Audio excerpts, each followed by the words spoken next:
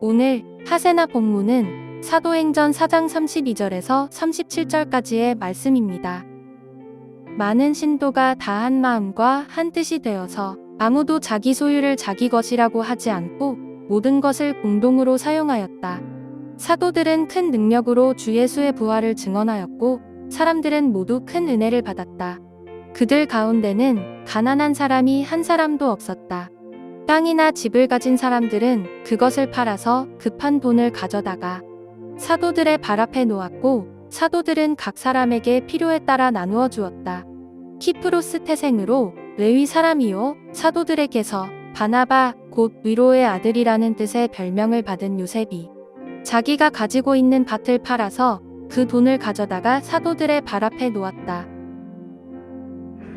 교회 공동체가 성령으로 충만하여지고 하나님의 능력이 나타나기 시작할 때 가장 먼저 나타나는 현상을 오늘 본문에서는 아무도 자기 소유를 자기 것이라고 하지 않고 모든 것을 공동으로 사용하였다라고 설명하고 있습니다. 이것은 제도적으로 모든 소유를 공유하는 공동체를 의미하는 것일 수도 있겠지만 이 진의에는 모든 그리스도인이 자신의 소유를 자기의 것으로 하지 않으므로 하나님의 주권과 그의 주인 되심을 진정으로 인정하는 삶을 살았음을 보여주고 있는 것입니다. 그들은 더 이상 사람의 욕망과 세상의 출세에 눈이 멀어 사는 사람들이 아닌 참된 주인이신 하나님의 말씀대로 사는 공동체가 되었다는 사실입니다. 더불어 놀라운 사실은 교회가 그렇게 살아가기 시작할 때 오늘 말씀 34절에서는 이렇게 고백하고 있습니다. 그들 가운데는 가난한 사람이 한 사람도 없었다. 각자의 소유를 팔아 모든 것을 공동으로 사용하기 시작할 때 마치 어린아이가 자신의 오병이어를 공동으로 사용하기 시작하여 5,000명이 배불리 먹고도 12광주리가 남게 된 예수님의 기적처럼 그들 가운데 빈곤과 가난에 처한 사람이 한 명도 없어지게 되었다라고 누가는 고백하고 있는 것입니다. 우리는 이 사건을 통해 크게 두 가지를 생각해 볼 수 있습니다. 첫 번째는 어떻게 가난한 사람들이 사라지게 되었는가에 대한 질문입니다. 유복한 사람들이 이 부자들이 좋은 마음을 품고 공동체와 조직 내 좋은 제도를 만들어 빈곤의 종말을 경험할 수 있게 된 것입니까? 그렇다면 결국 부자들의 부유함과 더불어 제도적으로 빈곤을 멸종시킬 수 있는 것이라면 우리가 굳이 하나님을 의지해야 할 필요는 어디에 있는 것일까요? 우리는 교회에 좋은 제도가 있고 사회에 좋은 제도가 많아질수록 교회와 나라와 열방 가운데 하나님의 나라가 세워지게 될 것이다 라는 믿음이 있지만 훌륭한 제도가 하나님의 나라를 만드는 것이 아닌 하나님의 뜻대로 살아가는 백성 가운데 일하시는 하나님의 능력이 우리 교회와 열방을 하나님의 나라처럼 만들어주는 것임을 절대 잊지 말아야 합니다. 물론 오해하진 않으셨으면 좋겠습니다. 국가와 사회 가운데 좋은 제도는 매우 필요합니다. 없어서는 안 됩니다. 레위기를 봐도 하나님은 고아와 과부가 굶지 않도록 율법이라는 제도로 그들을 지키셨음을 우리는 기억해야 합니다. 그러나 동시에 율법이 훌륭하여 그들이 지켜진 것이 아닌 그 율법을 주신 위대하신 하나님이 계셨기에 그의 백성이 지켜진 것임을 우리는 절대 잊지 말아야 할 것입니다.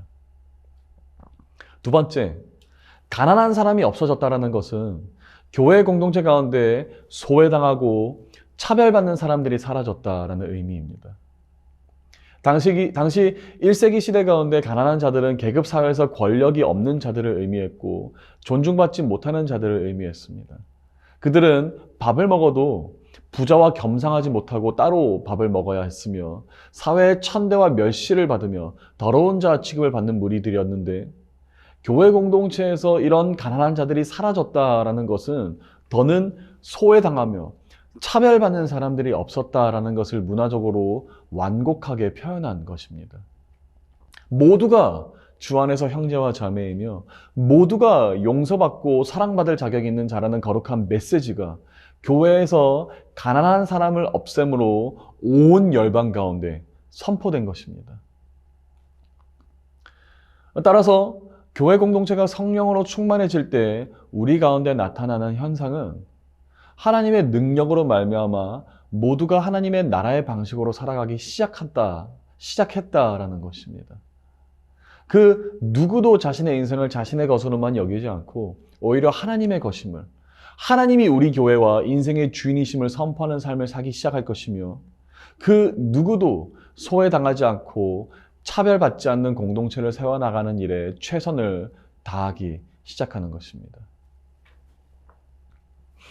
이 36절부터는 키프로스 태생으로 레위 사람이요 자기가 가지고 있는 밭을 팔아서 그 돈을 가져다가 사도들 발 앞에 둔 위로의 아들 바나바가 등장하는데, 이 바나바는 오늘 우리 모두가 지녀야 할 모습인 줄로 믿습니다.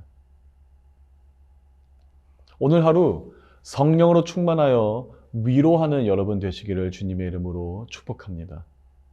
나의 것이 나의 것만이 아닌 주님의 것임을 인정하여 청지기처럼 살아 내 주위부터 시작하여 소외당하는 자가 사라지기를 최선을 다하여 그리스도의 위로가 되어지는 하루를 사시기를 주님의 이름으로 축복합니다.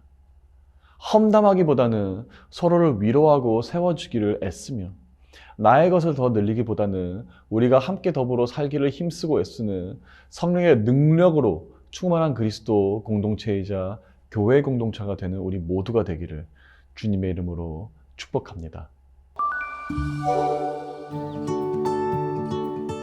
오늘의 하시전은 동료 혹은 친구와 함께 커피와 차를 마시는 것입니다. 따뜻한 나눔과 교제가 일어나겠죠. 오늘의 하시죠. 함께 하시죠.